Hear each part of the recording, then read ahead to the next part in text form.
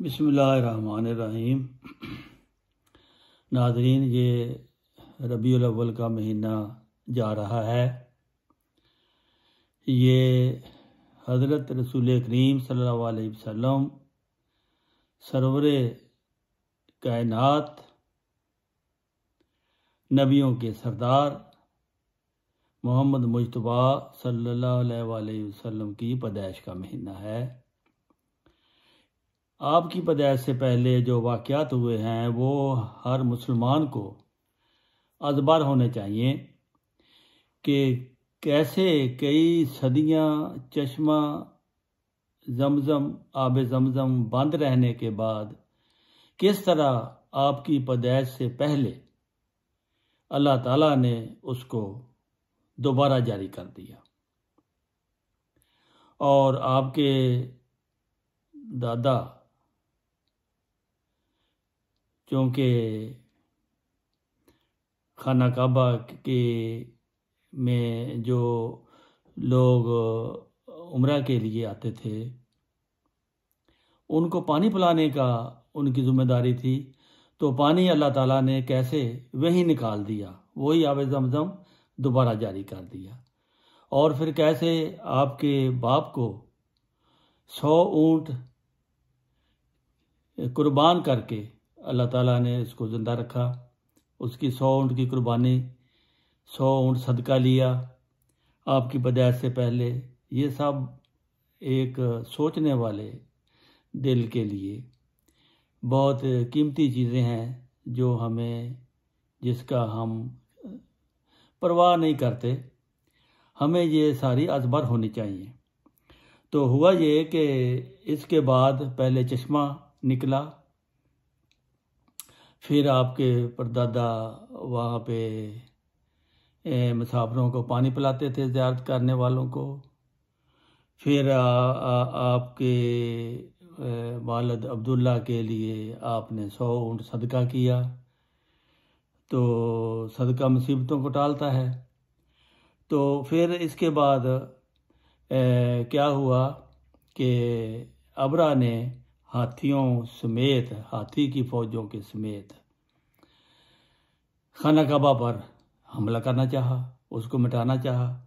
اس کو کیسے اللہ تعالیٰ نے پھر خانہ کعبہ بچایا، اور آپ کے دادا کی وساطت سے، آپ کے دادا کی بصیرت کی وجہ سے کس طرح اللہ تعالیٰ نے پھر اس کو بچایا۔ آگے ہم دیکھتے ہیں کہ جب اصحاب فیل کا واقعہ ہو چکا تو عبد المطلب نے، چونکہ عبداللہ جوان ہو چکا تھا، تو عبد المطلب نے آمنہ بنت وہب سے، جو قریش کے قبیلہ بنو زہرہ میں سے ایک معزز گھرانے کی نہایت شریف لڑکی تھی، اپنے لڑکے عبداللہ کی شادی کر دی۔ اس وقت عبداللہ کی عمر 25 سال، بعض روایتوں کے نزدیک 17-18 سال تھی، لیکن بہرحال شادی کے قابل تھا۔ اسی موقع پر آمنہ کی ایک چچا زاد بہن تھی، اس کا نام حالہ بنت وہب تھا، اس سے عبد المطلب نے خود بھی شادی کر لی، آپ کے دادا نے۔ حمزہ اسی حالہ کے بطن سے پیدا ہوئے تھے جو آپ کے چچا لگتے تھے۔ تو عبداللہ کو نکاح کے بعد زیادہ دیر زندہ رہنے کی مہلت نہ ملی، چانچہ تھوڑے ہی عرصے میں وہ ایک تجارت کے سلسلے میں شام گئے ہوئے تھے، تو واپسی پر یثرب ٹھہر گئے۔ مدینہ کا پہلا نام یثرب تھا۔ یثرب ٹھہر گئے تو وہیں بیمار ہوئے اور ان کا انتقال ہو گیا، اور اپنے رشتہ دار قبیلہ بنو نجار کے درمیان وہ دفن ہو گئے۔ تو اس وقت ان کی زوجہ آمنہ جو ہے وہ حمل سے تھی۔ اپنے اس بچے کے لیے جو ابھی ماں کے بطن میں ہی تھا، عبداللہ نے جو ترکہ چھوڑا وہ قابل ذکر ہے، یعنی ان کے 5 اونٹ تھے، چند بکریاں، ایک لونڈی ام ایمن تھی۔ یہ ترکہ ان کے لیے تھا جس نے ہر 2 عالم کا بادشاہ بننا تھا۔ چنانچہ عبد المطلب کو جب اپنے فرزند عبداللہ کی بیماری کی خبر پہنچی تو اس نے فوراً اپنے بڑے بیٹے کو یثرب روانہ کیا کہ جا کر اپنے بھائی کو لے آ۔ تو وہ مدینہ روانہ ہوا تو جا کر اس کو پتہ لگا کہ عبداللہ جو ہے اپنے وہاں جا کر جب مدینہ پہنچا تو عبداللہ فوت ہو چکے تھے۔ اس نے واپس آ کر اپنے بوڑھے باپ کو یہ خبر دی کہ آپ کا سب سے پیارا بیٹا جو تھا وہ فوت ہو گیا ہے اور وہ وہیں دفن ہے۔ آپ کو بہت صدمہ پہنچا۔ بہرحال آمنہ کے دل کو کتنا صدمہ پہنچا ہوگا کہ اس غریب الوطنی کی حالت میں شادی سے تھوڑے ہی عرصے بعد اسے داغ ہجرت دے گیا۔ نئی شادی کی حالت میں کم عمر لڑکیاں ہی طبعاً جو اپنے اندر شرم و حیا کا زیادہ مادہ رکھتی ہیں، ایسے موقع پر اپنے غم و الم کا اظہار نہیں کر سکتی، اس لیے ان کے اندر ہی اندر صدمہ ان کو برداشت کرنا پڑا۔ اس سے اس تکلیف کا اندازہ ہو سکتا ہے کہ جو اس موقع پر حضرت آمنہ کو اٹھانی پڑی، مگر خدا تعالیٰ کی تسلی دینے سے جلد ہی آمنہ کے سہارے کے لیے خدا تعالیٰ کی طرف سے ایک آواز آئی۔ چنانچہ انہی ایام میں آمنہ نے ایک خواب دیکھا تھا کہ اس کے ہاں ایک لڑکا پیدا ہوا ہے، اور انہیں خواب میں ہی بتایا گیا کہ اس لڑکے کا نام محمد رکھنا۔ نیز انہوں نے یہ خواب بھی دیکھا کہ ان کے اندر سے ایک چمکتا ہوا نور نکلا ہے جو دور دراز ملکوں تک جس کا نور پھیل گیا۔ تو آمنہ کے نور کا ظہور کا وقت آ رہا تھا۔ وضع حمل کے دن قریب تھے۔ وہ شیبے بنی ہاشم میں رہتی تھی۔ اس وقت کے انتظار میں تھی کہ جب ان کے مرحوم شوہر کی یاد کو زندہ رکھنے والا بچہ دنیا کی روشنی میں آوے اور ان کے صدمہ رسیدہ دل کے لیے تسکین اور راحت کا موجب ہو۔ چنانچہ واقعہ صحاب فیل کے ٹھیک 25 روز بعد 12 ربیع الاول 20 اگست 570 عیسوی کو ایک جدید اور غالباً صحیح تحقیق کی روح سے 9 ربیع الاول کے مطابق 20 اپریل 571 بروز پیر بوقت صبح حضرت صلی اللہ علیہ وآلہ وسلم کی ولادت باسعادت ہوئی۔ واقعہ فیل کے اس قدر متصل حضرت صلی اللہ علیہ وآلہ وسلم کی ولادت کا ہونا اپنے اندر یہ ایک خدائی اشارہ رکھتا تھا کہ جس طرح خدا نے کعبہ کے خلاف اس ظاہری حملہ کو خیب و خاسر کر دیا ہے، اسی طرح اب وقت آتا ہے کہ دین الہی کے مقابل پر باطل پرستی کا سر کچلا جائے گا۔ اور قرآن شریف میں اصحاب فیل کے حملہ کا ذکر بھی بظاہر اسی غرض و غیرت کے متحد نظر آتا ہے۔ بہرحال بچہ کے پیدا ہوتے ہی آمنہ نے عبد المطلب کو اطلاع دی، جو سنتے ہی فوراً خوشی کے جوش میں آمنہ کے پاس چلے آئے۔ آمنہ نے ان کے سامنے لٹکا پیش کیا اور کہا، میں نے ایک خواب میں اس کا نام محمد دیکھا ہے۔